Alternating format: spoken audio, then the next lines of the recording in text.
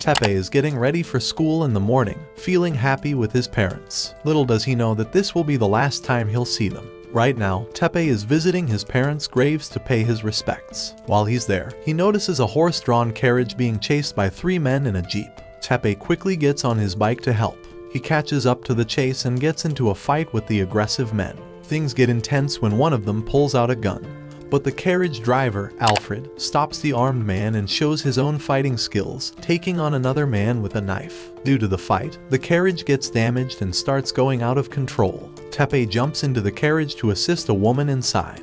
As they tumble into a forest from a great height, they hold on to each other. But wait guys, I think he forgets he is not Bird. Meanwhile, Alfred is consumed by anger and confronts the last remaining man from the group. Tepe wakes up in the forest. He is unharmed. But how it is possible? I think he is Superman or Batman. Tell me in the comments guys. Let's continue. Then the woman wakes up, perfectly fine, and she introduces herself as Princess Charlotte. I don't think guys, this bitch is Princess. They make their way back to the road, where Alfred has a limo waiting for his mistress. Princess Charlotte kisses Tepe on the cheek, and they part ways. Tepe realizes he has 14 unread phone messages and is in a hurry. He heads to a luxurious hotel to visit its owner, Arima Ishchin.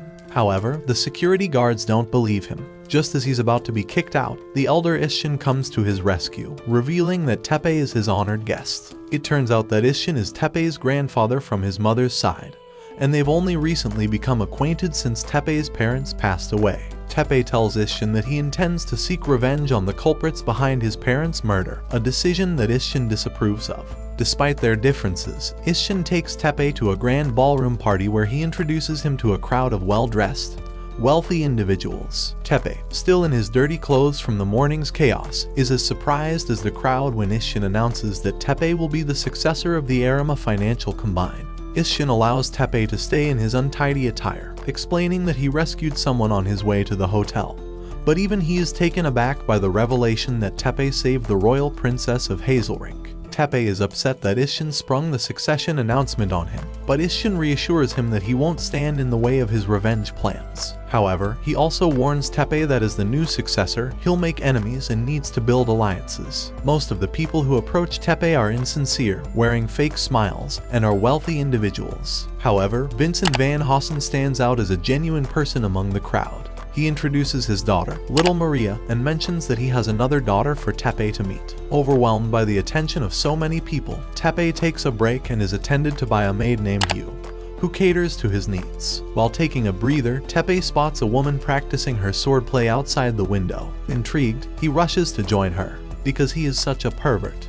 You're nothing but a lousy little pervert! As Tepe appears in front of the woman to praise her fencing skills, she suddenly attacks him. Tepe quickly draws out his wooden sword, and they find themselves evenly matched in skill. Just as the situation escalates, Ishchin and Vincent step in to stop them from fighting. It's revealed that the woman is Sylvia Van Hossen, Vincent's daughter, and she's also Tepe's new fiancée.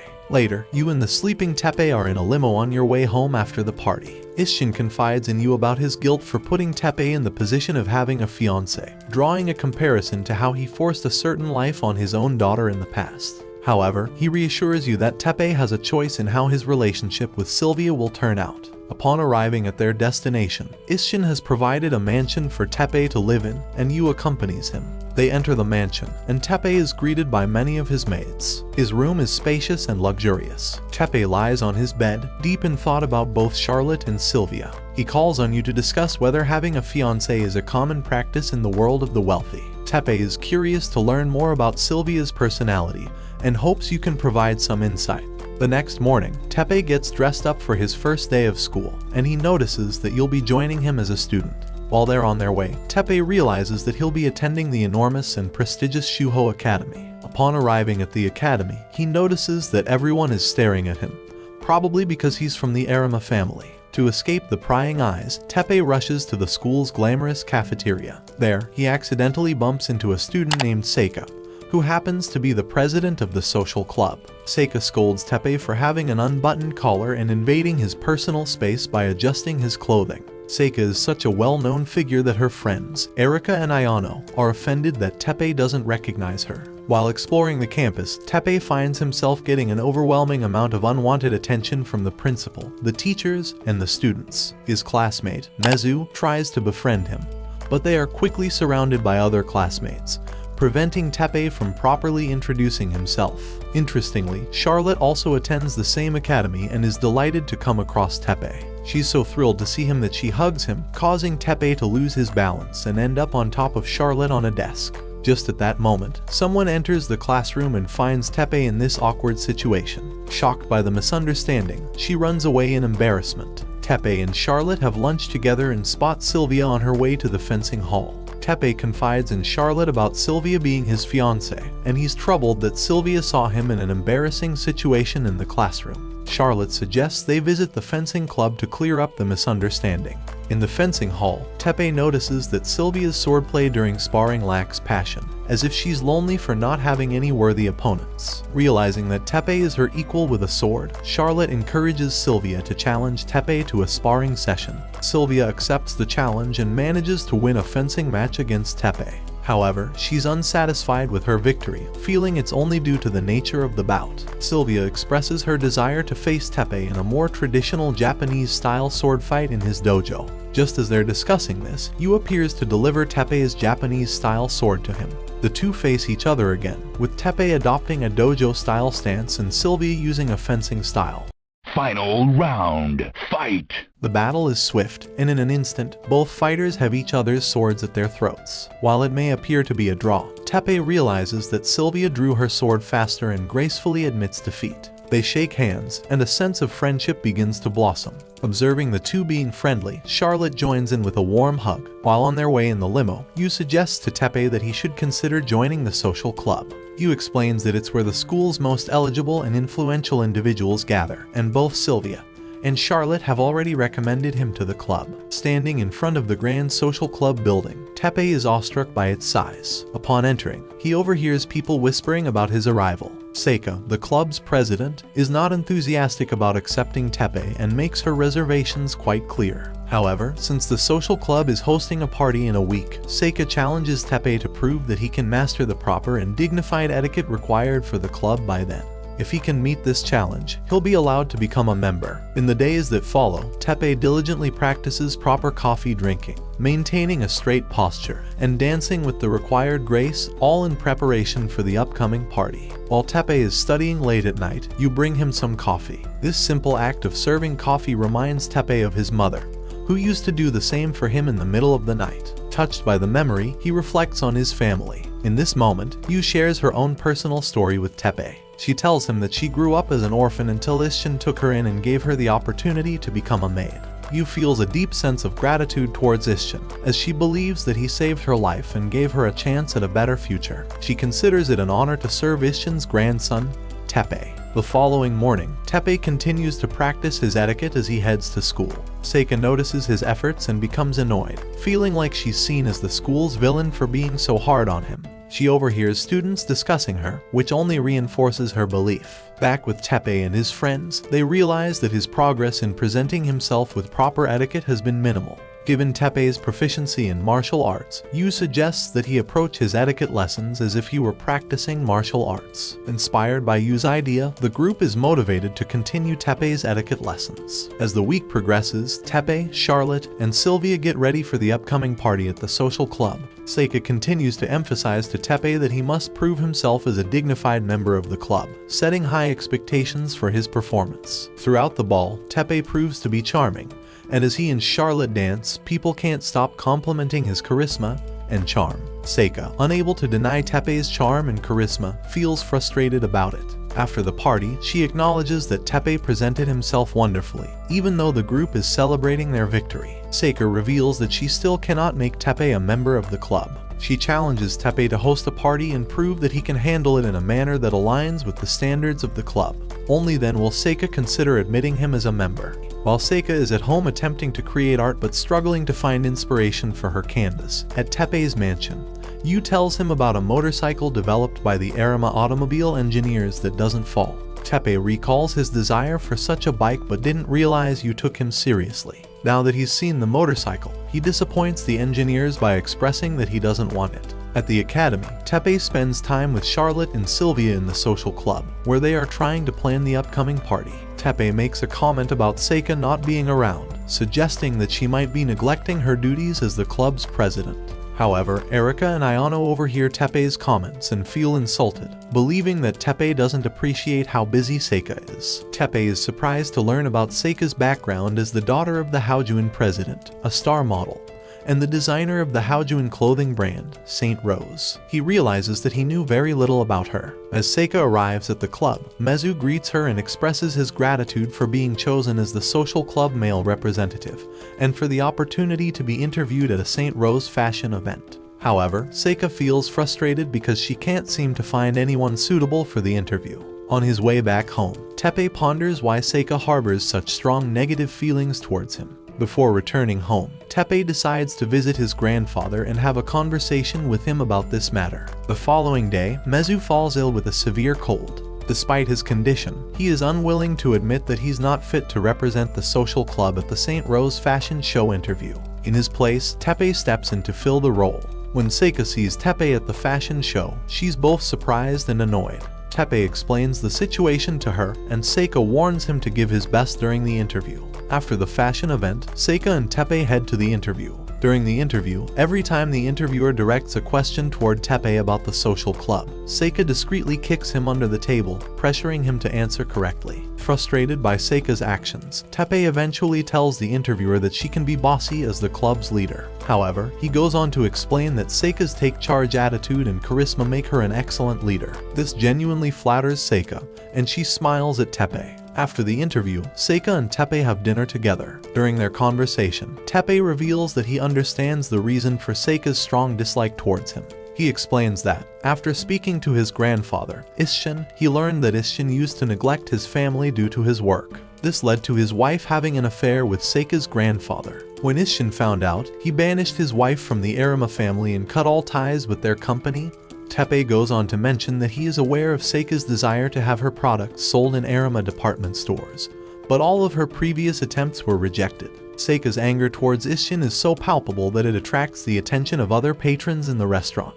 To resolve this, Tepe presents a letter revealing that he is now in charge of all the Arima stores. He informs Seika that she can now sell her creations in Arima stores and adds that Isshin wishes to apologize to her and regrets how he treated his grandfather. After hearing this, Seika feels revitalized and finally forgives the Arima family. They raise their glasses, toast with wine, and she thanks Tepe for everything. The following day, Sylvia and Charlotte are pleased with the peace they've made with Seika. Charlotte asks Tepe out on a date for an upcoming holiday. Later, she checks with Sylvia to ensure it's alright with her since Sylvia is Tepe's fiancé. Sylvia tells her it's okay, although she hides her hesitance, explaining that she only considers Tepe a friend. Later that night, in the Hassan household, Sylvia's family can sense that something is bothering her. Despite her family recognizing that Sylvia has feelings for Tepe, she insists that they are only friends. Her father, Vincent, quickly realizes that Sylvia is reluctant to develop romantic feelings for Tepe because it might mean that her family can never return to their homeland of Firmish. Vincent reassures Sylvia, telling her that it's alright for her and her sister Maria to let go of their homeland if it means they can be happy.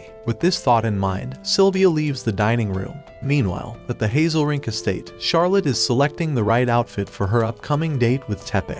Alfred, concerned about his mistress, disapproves of her dating Tepe. Sylvia calls Charlotte on her phone, but she is so hesitant to speak that she ends up hanging up. Sylvia is left feeling sad and wondering about what she was going to say to Charlotte. On the day of their date, Tepe and Charlotte meet in casual clothing, enjoying the beauty of the city streets. Charlotte is thrilled, as it's a rare occasion for her to go out without Alfred or any of her security detail. They have a great time exploring the mall, visiting the aquarium, and playing with dogs. Tepe introduces Charlotte to takoyaki, and she finds it surprisingly spicy but delicious. The two of them also take a ride on a Ferris wheel, enjoying the view and engaging in a conversation about Tepe's parents. Charlotte tells Tepe that his parents' love still resides in his heart, deepening their bond. She hesitantly brings up the topic of whether he will marry Sylvia, but Tepe is uncertain. Charlotte shares that she and Sylvia have been childhood friends from aristocratic families. When they were children, Charlotte used to scribble chalk on the floor, despite it being forbidden at the time. Sylvia's mother had recently passed away in an accident, and she was deeply mourning the loss. Sylvia had written a letter that she intended to give to God, asking him to bring her mother back. He embraced Sylvia as they both shed tears. Vincent gifted Sylvia a pendant with her mother's picture, and they shared another heartfelt hug. This story makes Tepe realize that even the wealthy can experience deep sadness in their lives. After the Ferris wheel ride, Charlotte hugs Tepe tightly from behind and asks him never to forget about her, no matter what happens. Meanwhile, Sylvia practices her fencing with tears in her eyes. Tepe surprises everyone by deciding to host his party in a hot spring resort. The mode of travel to the resort is by train, and all of his friends gather at the station. Tepe explains that he wants to let his wealthy schoolmates experience a vacation spot for ordinary people, as most of them are used to luxury. However, many of the girls don't know how to navigate the ticket check, which earns Seika the admiration of the others for her smooth handling of the process. Upon arriving at the resort, the girls find their rooms to be quite comfortable. Tepe encourages you to stay in the room with the other girls, despite her being a maid, which makes you uncomfortable. In the boys' room, Tepe and his male schoolmates plan to sneak a peek at the girls. This is a man of culture. Tepe assures them that he's an expert at making it seem like his actions are just accidents. He becomes the leader of their daring mission. On the girls' side, the girls are already anticipating that the boys might try to spy on them. Sylvia takes her sword to the bath, just in case they need to defend themselves. And the war begins. While the men are eavesdropping, they overhear the women talking about each other's bodies from the other side of the wall. One of the soldiers can't handle it any longer and goes to the women's side but ends up badly injured. The remaining soldier prays his sacrifice with a salute, but they continue their efforts to get another opportunity to approach the girls' side of the bathhouse. They discover trapdoors on the floor, such a different kind of a war, and before long, only the last soldier Tepe is left. As he proceeds with the mission, he steps on a mine and goes on a trip to Moon.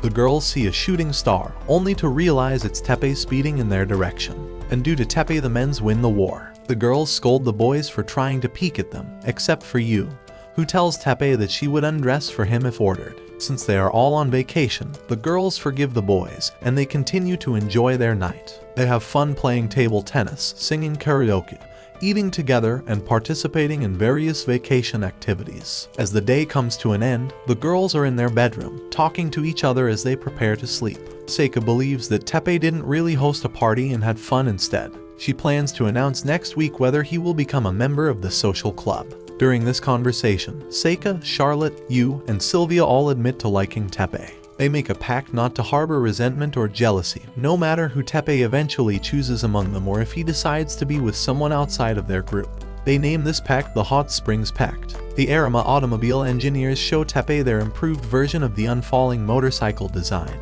which now includes women's legs as support. Tepe still does not like this idea despite the modifications. As Tepe heads to school, he's delighted to see Charlotte in the morning. Sylvia observes their encounter and recalls the Hot Springs Pact. However, despite the pact, she can't help but feel jealous. Unexpectedly, Alfred bursts into the hall to chase after Tepe for being with Charlotte. They manage to escape from him, but during the getaway, Charlotte twists her ankle. Tepe, in a chivalrous move, carries her in his arms and rushes her to the infirmary for treatment. While on their way, a rose petal suddenly falls from the sky, catching the attention of the students. They look up and spot a massive white blimp overhead. A man skydives down to the school, landing right in front of Charlotte as he had intended. Sylvia recognizes the man as Hartman Veselheim, the most prominent businessman from Hazelrink and a significant business partner of the Arima Group. Hart kisses Charlotte's hand and introduces himself as her fiancé, leaving everyone, including Tepe, in stunned silence. After Hart leaves, Charlotte is left in stunned silence. Tepe breaks the ice by inviting her to the Arima Hills Hotel, which lifts her spirits, and she becomes excited about the trip. That night, Sylvia overhears her father having a serious conversation over the phone. She listens with wide eyes and an open mouth. The next day, Sylvia confronts Charlotte about the secret construction of nuclear silos by their two countries, Hazelrink and Firmish. Charlotte claims she knows nothing about it and doesn't believe her father is aware of it either. According to what Sylvia overheard from her father's conversation, these silos were likely initiated by a mysterious third country with the intention of breaking the alliance between Hazelrink and Firmish. During their conversation, they realize someone is eavesdropping on them. Seika reveals herself and tells the two that she will keep what she heard a secret. She also shares that her news tycoon uncle informed her of rumors that Arima Hills will be attacked tonight. Charlotte receives a message from Tepe, informing her that they will go to Arima Hills tonight. Believing that Tepe can do something to prevent the attack, Charlotte feels confident and plans to go. In the Arima Hills lobby, Tepe crosses paths with Hart and his assistant, Josephine.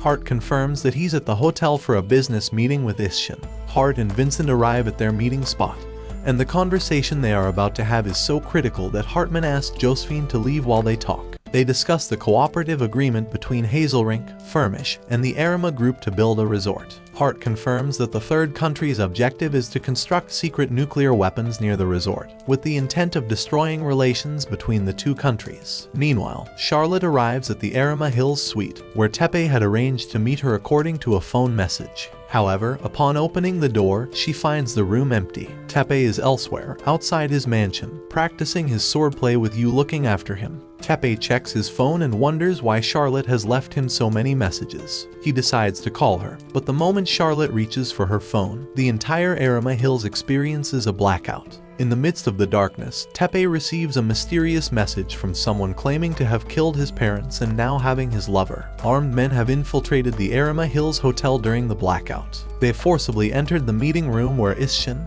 Vincent, and Hart were gathered. Leading the charge is Josephine, Hart's secretary, who reveals her betrayal. Simultaneously, 3 masked and armed men have entered Charlotte's suite and have restrained her. The leader among them maintains a calm demeanor and tries to make Charlotte's situation as comfortable as possible. In contrast, the other 2 can't help but fawn over her. The intruders set up a miniature TV to check if their actions have made the news. Unfortunately, they find that no news reports mention the invasion of Arima Hills, only the blackout is being reported elsewhere. In the midst of all this, Seika is talking to her grandfather over the phone, thanking him for not leaking information about the invasion of Arima Hills. This leaves Josephine and her men puzzled about why their activities are being censored. Adding to their panic, Josephine and her men discover that the control room of the building has been accessed from the outside. It turns out to be Yu and her team of skilled hackers who have taken control, using their expert computer skills. With their access, Yu regains control of the building's surveillance cameras. Through these cameras, Tepe and Yu see that Charlotte, Isshin, Vincent, and Hart are all restrained within the building. The invaders cut off the maid's access to the camera system and uploaded a virus to slow down her activities. Nonetheless, Tepe is determined to go to Arima Hills, and despite Yu's hesitance, he reluctantly uses the motorcycle with the women's leg attachments. As they speed down the road, Solia appears and tells Tepe that she will go with him. During their journey, they are ambushed by gunmen on bikes, but Tepe presses a button that transforms the legs into missiles, defeating the attackers. Meanwhile, in Charlotte's captivity, her captor reveals that he was born into a poor family and has always looked at Arima Hills as if it were heaven. He sees the unfairness that some people live in hell while others, like Charlotte, are in heaven. Charlotte reasons with her captor that the rich and the poor should come to an understanding, but the masked man is not willing to entertain the idea. Elsewhere, Tepe and Sylvia have successfully infiltrated the building and are following Yu's instructions through their interlinked device to silently navigate the premises and ambush the enemies along the way. They encounter heavily armored men from the Arima SB unit, who were summoned to handle the situation. This adds to Josephine's frustration, as their activities remain unknown to the public, overshadowed by the news coverage of an idol group. Hart suddenly charges at Josephine, but Josephine guns down her former master. She wears a sinister smile, relieved to see her former master gone. She explains to Isshin and Vincent that their group's goal is to ruin the reputation of the Arima group. Despite admitting that she has lost the battle for the building, she remains confident that she will win the war. Josephine orders her men to retreat, including the 3 men in Charlotte's suite. Before they leave, they inform Charlotte that there is a bomb in the building. The blackout has ended, and Tepe and Sylvia arrive at Isshin and Vincent's location, relieved that everyone is safe. Tepe receives the news that Hart did not survive, which causes him to worry and rush to find Charlotte. Tepe finds Charlotte at the suite, still tied up.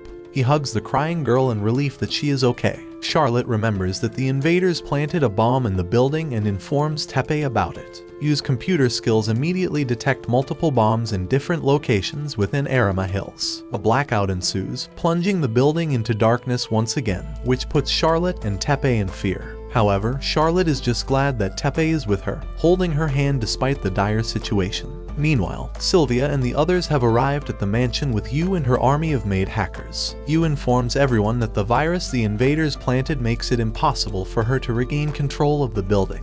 The only way to regain control is to reformat the Arima Group's servers, but this would result in losing all of the Arima Group's data. While all the maids fear the loss of data, Isshin instructs you to reformat the servers anyway. He reminds everyone that the Arima Group's backup data is stored in his and every loyal Arima employee's memory. This reassures everyone, and they proceed with no fear of data loss. The SB unit reports that they have located 3 of the bombs, and they are counting down. Sylvia volunteers to find one of the bombs, and despite Vincent and the others trying to stop her, she justifies her actions by emphasizing the importance of saving Charlotte and Tepe. Seika offers to accompany her in the search. Eventually, they locate the bomb, and Seika's panic leads her to toss the bomb into the air. In a moment of quick thinking, Sylvia uses her sword to cut the red wire, defusing the bomb safely. Meanwhile, Tepe and Charlotte find the last bomb with only 10 seconds remaining. Tepe rushes into the bathroom and tosses the bomb down the dust chute. The bomb explodes, but there are no casualties, as the chutes in the building are designed to withstand earthquakes. With all the bombs safely neutralized, the crisis in the building is over. Isshin congratulates everyone for their excellent teamwork and efforts in defusing the bombs. Charlotte, Tepe, Sylvia, and Seika meet each other with relief on the ground floor of the Arima Hills. Charlotte is in a cheerful mood, and Sylvia informs everyone that Hart did not survive the chaos. Charlotte then tells them that she was never in love with Hart, her fiancé, but after his sacrifice, she has now fallen for him. A driver with a limo arrives to take Charlotte home, and she says goodbye to the others. Sylvia suspects that Charlotte only forced herself to say she is in love with Hart out of kindness. Upon closer examination of Charlotte's limo driver, it is revealed that he is a disguised Hart who is still alive. Isshin, Yu, and Vincent arrive at the Arima Hills to find Tepe, Seika, Sylvia, and Isshin. Isshin informs everyone that a horse carriage will arrive at any moment for Charlotte, which confuses the others since they just saw her being picked up by a limo. They soon realize that Charlotte has been kidnapped, shattering Tepe's spirit. Meanwhile, Charlotte's limo stops to let Josephine enter, and this comes as a shock to Charlotte, just as much as realizing that Hart is her driver. Back at the mansion, the group of heroes reviews surveillance footage of Hart and Josephine dragging the unconscious Charlotte onto a plane, discovering that Hart's death was just an act, and he is now an enemy. With the enemies heading to Hazelrink, the adults inform Tepe and the girls that the situation has now become an international incident. As a result, Tepe and the others are not allowed to intervene. This puts Tepe in a depressive state, feeling guilty that he cannot do anything to save Charlotte. He remembers when Charlotte told him not to forget about her, and he spends the next day going to school lifeless, thinking only about his moments with Charlotte and skipping classes to be alone. Meanwhile, the tied-up Charlotte wakes up on a train in Hazelrink with Hart right in front of her. He admits that he was the mastermind behind what happened in Arima Hills. His plan is to disgrace Isshin in front of the eyes of the world. He leaves the guarding of Charlotte to the 2 men who kept her captive before at Arima Hills, and surprisingly, they treat her more like a guest than a prisoner. Meanwhile, Yu receives a report that Charlotte is being held captive on the Grand Hazelrink Royal train. Sylvia and Yu wonder how Tepe will react to this information. Back at school, Tepe returns with an angry Seika waiting for him. She scolds him for being too depressed to do anything for Charlotte and encourages him to take action. She kisses him and reminds him of the man she fell in love with. Sylvia also arrives and slaps Tepe to bring him back to his senses, expressing her disappointment in his behavior. Yu visits the saddened Tepe in his room, and while Tepe avoids looking at her, she comforts him by letting him rest his head on her lap. She reassures him that everyone is worried about Charlotte and that there is still hope for her rescue. Tepe asks Yu for information on Charlotte's location and requests to stay on her lap for a little longer. On the train, Hart and Josephine spend some alone time together. Josephine suggests they no longer have any reason to keep Charlotte alive, but Hart insists they can still use her. This makes Josephine feel jealous, and Hartman leaves her deep in thought. At the Hassan household, Sylvia informs her father that she plans to go to Firmish to intercept the train holding Charlotte. She invites her sister Maria to come along with her so she can also experience their home country. Meanwhile, on the train, Charlotte takes a shower while her guards peeking at him from outside the door. Josephine enters the shower area and threatens Charlotte, emphasizing the seriousness of her situation. Charlotte shows her determination by stating that she will not run or give in, frustrating Josephine. The two of them return to Hart as they await the arrival of the heroes who they believe will come to rescue Charlotte. Meanwhile, in Tepe's mansion, he is looking at a picture of his parents and makes a promise to them that he will rescue Charlotte. Tepe then visits his grandfather, Isshin, at his house to express his clear intention to go to Firmish and rescue Charlotte. Isshin shares a story with Tepe about a man who obtained a large fortune, 600 million yen, and doubled it to 1.2 billion yen. I think he is a top G. But in the end, he destroyed himself. He imparts a valuable lesson, emphasizing that the true value of a fortune is determined by one's way of life. Isshin gives Tepe a katana crafted by Arima Industries, which can cut through anything, symbolizing how fortune can both provide livelihoods and harm people. He challenges Tepe to demonstrate what he can cut with the sword. After their conversation, Yu appears in front of Isshin with a sad look. Isshin realizes that Yu has fallen for Tepe and is saddened, understanding that she is not the one Tepe has chosen. He hugs Yu to offer her comfort. At the airport, as Tepe is about to board the plane to Firmish, Seika asks him what he would have done if she were the one abducted instead of Charlotte. She doesn't wait for Tepe to answer and instead hugs him with tears. Tepe walks away. But before leaving, he tells Seika that he would have tried to rescue her too. Tepe and Yu arrive in Firmish with Sylvia, Maria, and Vincent there to meet them. Vincent announces that there will be a party tonight to celebrate their arrival. While the others attend the party, Tepe and Sylvia spend time alone by the lake. Sylvia shares with Tepe that her father always holds parties in difficult times to bring people together regardless of their social status. Sylvia shows Tepe the pendant with her mother's picture on it and tells him about her. Tepe compliments Sylvia's beauty and compares her to her mother, which makes Sylvia blush. They reminisce about their time together and decide to spar. During their duel, Sylvia declares her intention to dedicate her life to Firmish. She wins the duel and tells Tepe to forget about their engagement, as she doesn't want a man who lost to her twice. As a way of saying goodbye, she kisses Tepe. What kind of a bitch she is. At the end, she assures him that they will rescue Charlotte together. The Grand Hazel Rink train continues its journey into Hazel Rink territory. Sylvia uses radio communications to try to get the train to stop, but Hart ignores her. Suddenly, a man on a motorcycle starts chasing the train. Charlotte, believing it might be Tepe, rushes to the train's windows to get a look. The man on the motorcycle is revealed to be Alfred.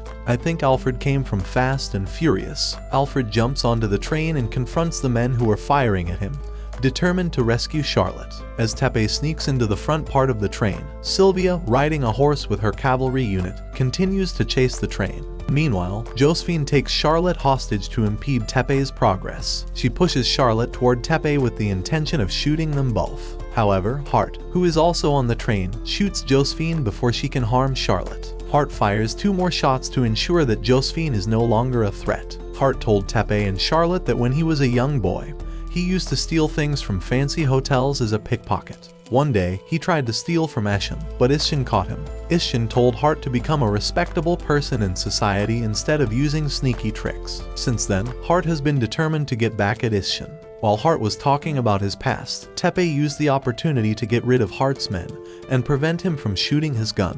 In the chaos, Charlotte was pushed out of the speeding train, but Tepe grabbed her before she fell. Hart then shot Tepe, causing him to fall off the train. Charlotte was left in shock, unable to believe that Tepe was gone. Charlotte turned her attention to Josephine and asked Hart to help treat her injuries. But when he didn't do anything, she decided to carry Josephine on her back and care for her injuries herself. Charlotte told Hart that she would save Josephine because that's what Tepe would do. Meanwhile, it's revealed that Tepe is still alive because Alfred managed to catch him with his bike before he fell off the train, and the bullet had only grazed him. Alfred tried to catch up with the train, but with Sylvia and Tepe on the bike, he wasn't sure it was possible. They paused to decide who should be removed from the bike, and once Alfred was kicked out, Tepe and Sylvia continued the chase. It turns out that Charlotte's 2 masked guards had medical knowledge and were helping her save Josephine.